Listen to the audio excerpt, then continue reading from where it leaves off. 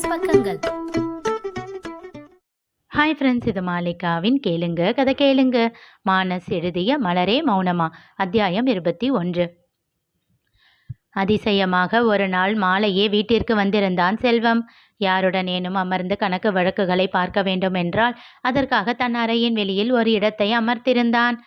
அதுவே அவன் தனியாக வேலை பார்க்கும் நேரங்களில் அறைக்குள்ளேயே இருந்து கொள்வான். இப்போதும் காஃபியை குடித்துவிட்டு அறைக்குள் சென்று அமர்ந்தவன் இரவு உணவு நேரமே முடிய போகும் நேரத்தில் கூட அறையை விட்டு வெளியில் வரவில்லை. மலரு, போய் அவனை கையோடு எடுத்துட்டு வா என்றார் தங்கமணி. அவளும் அவனை சென்று அழைக்க, ஒரு 10 நிமிஷம் மலரு, வந்துடுறேன் என்றான். கிட்டத்தட்ட 6-10 நிமிடங்கள் கடந்துவிட, இது சரியா வராதத்த, நீங்க எல்லாம் போய் தூங்குங்க, நான் பார்த்துக்கிறேன் என்று விட்டு அவனுக்கு தட்டில் உணவை எடுத்துக்கொண்டு அறைக்கு சென்றாள். ஏய், அவனுக்கு கொடுத்துட்டு வந்து நீயும் சீக்கிரம் சாப்பிட்டுடி என்றார் அமுதா. ஆ, நான் பார்த்துக்கிறேன் என்று விட்டு அவனிடம் சென்று நின்றாள். ஏன் மலரு, நானே வருவேன்ல என்றவனை முறைத்தாள். இதுக்கு மேலே நீ வர்ற டைமுக்கு காலையில் டிஃபன் தான் மாமா சாப்பிட்ற மாதிரி இருக்கும். சரி சரி, கோச்சுக்காத, இப்படி வச்சுட்டு போ. வச்சுட்டு ஒரு 5 நிமிஷத்தில் வந்து சாப்பிட்றேன். யாரு நீ? 5 நிமிஷத்தில் சாப்பிட போறியா? போ மாமா, ஜோக் பண்ணிக்கிட்டு. முதல்ல ஆக்காமி என்று விட்டு அவன் அருகில் சம்மணமிட்டு அமர்ந்தாள். வேண்டாம் மலரு. ஏன், நான் ஊட்டினா சாப்பிட மாட்டியா? முதல்ல வாயை திறனி என்று அதட்டி அவனுக்கு ஊட்டி முடித்தாள். இப்போ நீ ராத்திரியெல்லாம் முழிச்சுக்கிட்டு உட்காந்து கூட வேலை பாரு, யார் வேண்டாம்னு சொன்னா? மலரு. கதவருகே சென்றவள் நின்று அவனை பார்த்தாள். தேங்க்ஸ். என்ன மாமா, என்ன சொன்ன? எனக்கு காதல விழலையே, இன்னொரு தடவை சொல்லு. அவள் குரலில் இருந்த கோபம் உணர்ந்து, ஒன்றுமில்ல மலரு, சீக்கிரம் வந்து தூங்குன்னு சொல்ல வந்தேன் என்று ஜகா வாங்கினான். அவள் பதில் சொல்லாமல் முறைத்துவிட்டு சென்று விட்டாள். எல்லோரும் உறங்க சென்றிருக்க அந்த பெரிய டேபிளில் தனியாக அமர்ந்து தட்டில் உணவை எடுத்து வைத்தாள். சாதம் போட்டு சாம்பார் போட்டு பிசைவதற்காக கையை வைக்கும் முன் தட்டு நகர்ந்தது. யார் என்று திரும்பி பார்த்தவள் திகைத்தாள். செல்வம் அருகில் வந்து அமர்ந்து அவள் தட்டில் இருந்த உணவை பிசைந்து கொண்டிருந்தான். வேலை முடிஞ்சிருச்சா மாமா? இல்லை.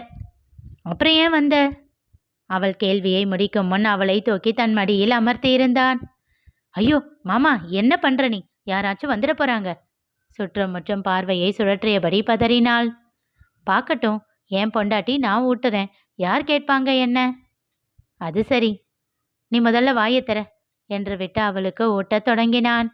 மறுக்காமல் வாங்கி கொண்டவள், இதுக்கு நீ சாப்பிடவே வந்திருக்கலாம், இப்போ எனக்கு ஊட்டி டைமை தான் வேஸ்ட் பண்ற என்றாள். என் டைம் வேஸ்டா என்னன்னு நான் தான் முடிவு பண்ணணும், சரியா? அவள் அவனை ரசித்து பார்த்தாள். அவன் கழுத்தோடு கட்டிக்கொண்டு சந்தோஷமாக அவன் ஊட்டுவதை வாங்கி கொண்டாள். எங்க போறமா? செந்தில் கேட்டான். இருடா, மலர் மட்டும்தான் இன்னும் சாப்பிடல, செல்வத்துக்கு கொடுத்துட்டு வந்து சாப்பிட்றேன்னு சொன்னான். சாப்பிட்டாளா என்னன்னு தெரியல, போய் பார்த்தா அவள் சாப்பிடலன்னா உட்கார வச்சு சாப்பிட வச்சுட்டு வரேன். சில நொடிகளிலேயே திரும்பி வந்தார் அமுதா. என்னாச்சு, சாப்பிட்டாளா என்றார் சண்முகம். இல்லை, இப்போதான் சாப்பிட்டுட்டு இருக்கா என்றார் புன்னகையோடு. அவ சாப்பிட்ற வரைக்கும் அவ கூட இருந்துட்டு வந்திருக்கலாம் இல்ல? இல்லைங்க, செல்வம் அவளுக்கு ஊட்டிக்கிட்டு இருக்கான், அதுவும் மடியில வச்சு என்று சொல்லி சிரித்தார். என்னது? அவருடைய 3 பிள்ளைகளும் ஒரு சேர திகைத்தார்கள். அதுக்கு எதுக்கு இவ்வளோ ஷாக்கு? அம்மா, நிஜமா தான் சொல்றீங்களா? நம்ம அண்ணனா? ஆமாண்டி, நான் என்ன பொய்யா சொல்றேன்? இருங்க வரேன் என்றான் செந்தில். எங்கடா போற? அவங்க தனிமையை டிஸ்டர்ப் பண்ணாதடா. சண்முகம் பின்னால் கத்துவதை காதில் வாங்காமல் வேகமாக சென்றான். என்னடி இவன் என்றார் கடுப்பாக. சில நிமிடங்களில் திரும்ப வந்தவனை கேள்விகளால் தொலைத்தனர் அனைவரும். தெரியாம ஒளிஞ்சிருந்த 2 பேரையும் வீடியோ எடுத்திருக்கேன். சி, எதுக்குடா? அமுதா கேட்டுக்கொண்டிருக்கும் போதே, எங்க அண்ணா, காட்டு காட்டு என்று அவனை மொய்த்தனர் அவன் தம்பியும் தங்கையும். பாத்தியா அண்ணன? முதல்ல இந்த மலரை பாத்தியாடா, எப்படி ஒய்யாரமா அண்ணன் மேல உட்கார்ந்துருக்கு? இருவரும் மாறி மாறி சொல்ல சண்முகம் செந்திலை பார்வையாலேயே எரித்து கொண்டிருந்தார். சும்மா முறைக்காதீங்க டாடி, அண்ணா அத்தை கிட்ட சில கையெழுத்து வாங்கிட்டு வர சொல்லியிருக்கு, அதுக்காக நாளைக்கு அத்தை வீட்டுக்கு போறேன். அத்தை கிட்ட காட்டி, பாத்தியா உன் பொண்ணு எப்படி சந்தோஷமா இருக்கா, நீ என்னன்னா எங்க அண்ணனை எப்படி பேசின அப்படின்னு கேட்பேன். வேற யாரும் உன் பொண்ணை இப்படி பார்த்துக்கிட்டு இருந்திருக்க மாட்டாங்கன்னு நறுக்குன்னு சொல்லிட்டு வரப்போறேன். டேய், நான் தான் அன்னைக்கே சொன்னேன்ல, அவ ஏதோ வருத்தத்துல பேசியிருப்பான்னு. தங்கை மனம் வருந்துவாளே என்ற பதட்டம் அவருக்கு. வருத்தம் யார் மேல? வாக்கு கொடுத்த உங்க அண்ணன் மேலையா? நம்ப வச்சு ஏமாத்தினா அவர் ஆசை பையன் மேலையா? இவங்க 2 பேரை ஏதாவது சொல்லியிருந்தாலும் பரவாயில்ல. எங்க அண்ணன் என்ன தப்பு பண்ணுச்சு? அது மனசு கஷ்டப்படுற மாதிரி ஏன் பேசணும்? அவர்களால் பதில் சொல்ல முடியவில்லை. அமைதியாக இருந்தனர். பெற்றோரிடம் வீராப்பாக பேசிய செந்திலால் ஏனோ சங்கரியிடம் அவ்வளவு கடுமையாக பேச முடியவில்லை. அவன் காட்டிய வீடியோவை பார்த்தவர் முகம் முழுவதும் மலர தன் மலரையே பார்த்து கொண்டு இருந்தார். அந்த சந்தோஷம் கண்டு அவன் வார்த்தைகள் வேலை நிறுத்தம் செய்துவிட்டன. சில நிமிடங்கள் பொறுத்து பெருமூச்சு ஒன்றை விடுத்தான். அவரிடம் கோபமாக பேச முடியாததை எண்ணி உள்ளுக்குள்ளேயே சிரித்து கொண்டான். என்ன அத்தை, ரொம்ப சந்தோஷம் போல. பின்ன இருக்காதா? மலரு சேகர மறந்துட்டு சந்தோஷமா இருக்காளே. அடைப்பட்டிருந்த கோபம் மீண்டும் வெளிப்பட்டது அவனுக்கு. அப்போ அவ சந்தோஷமா இருக்கிறது தான் உனக்கு சந்தோஷமா? எங்க அண்ணா அவளை நல்லா பார்த்துக்கிறதுனால சந்தோஷம் இல்லையா? அவன் கையில் போனை தந்துவிட்டு அதே புன்னகையோடு அவன் தோள் தட்டி கூறினார். அடப்போடா, அவ மலரை பார்த்துக்கிறது என்ன புதுசா? ரொம்ப வருஷமாவே இப்படித்தானே பார்த்துக்கிறான். என்ன அப்பப்போ என் மேலே இருக்கிற கோபத்துல சாப்பிடாம அவ அங்க வந்தா அவளை எதிரில் உட்கார வச்சு சாப்பாடு ஊட்டுவான். இப்போ மடியில உட்கார வச்சிருக்கான். அவ்வளவுதான் வித்தியாசம். நான் மலரை நினைச்சுதான் பயந்தேன். எங்க மனசை மாத்திக்காம தன் வாழ்க்கையை கெடுத்துக்குவாளோன்னு. அந்த பயம் இருந்து இப்போ போனதும் சந்தோஷமா இருக்கேன். அவனுக்கு அவர் தவிப்பு புரிந்தது. எதுக்காத்தா இவ்வளோ பயம் உனக்கு? உன் மாமா மேல உயிரையே வச்சிருந்தேன் செந்திலு.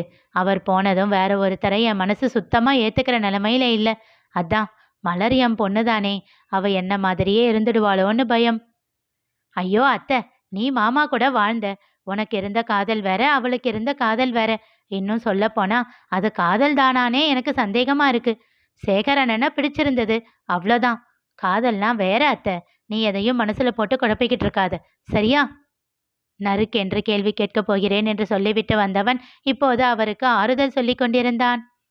சங்கரியோ அவனை கண்கள் சுருக்கி பார்த்தார். என்னத்த அப்படி பார்க்குற? காதலை பத்தி டெஃபினிஷன் எல்லாம் கொடுக்குற? உண்மையை சொல்லு. யாரையாச்சும் லவ் பண்றியா என்ன? ஐயையோ அத்தை, அதெல்லாம் எதுவும் இல்லை. அவசரமாக பதில் கூறினாலும் சூர்யாவின் ஹிந்தி மிஸ் ஒரு நொடி அவன் கண்முன்னே வந்து சென்றாள். எதுவும் இல்லைன்னா சரிதான். அப்படியே இருந்தாலும் திருட்டு கல்யாணம் எல்லாம் பண்ணிடாத. எங்க அண்ணங்க ஏற்கனவே ஒருத்தனால பட்ட கஷ்டம் போதும், சரியா? அவள் கன்னம் பிடித்து கிள்ளி ஆட்டினான். அப்படியெல்லாம் எப்பவும் பண்ண மாட்டேன். நீங்க பயப்படவே பயப்படாதீங்க. அதுவும் எங்க அண்ணனுக்கு தெரியாம நான் எதுவுமே பண்ண மாட்டேன், சரியா? அது சரி. அவரிடம் விடை பெற்றுக்கொண்டு வீட்டிற்கு வரும் வழியில் எல்லாம் அந்த ஹிந்தி மிஸ் ஞாபகம்தான் அவனுக்கு. சே, மிஸ் பேர் கூட சூர்யா கிட்ட கேட்காம விட்டுட்டேன். பேர் என்னவா இருக்கும்? அது சரி, எதுவா இருந்தா என்ன? அவங்க நம்மளை விட எப்படியும் பெரியவங்களாதான் இருப்பாங்க. என்ன பண்றது, நம்ம தலைவிதி. அதிசயமா நமக்கும் ஒரு பொண்ணை பார்த்து மனசு அசைஞ்சுது. அதுவும் இப்படி ஆகி போச்சு. ஆமா, இப்போ எல்லாம் வயசுல மூத்த பொண்ணை கூட கல்யாணம் பண்ணிக்கிறாங்களே, அது மாதிரி. சச்ச, வேணாம் வேணாம். நம்ம ஊர்ல இதெல்லாம் சகஜமில்ல. வேண்டாம் செந்திலு, விட்டுடு. யோசனையாகவே வீட்டிற்குள் வந்தவன் யாரையும் கவனிக்காமல் சென்றான். டேய் செந்திலு.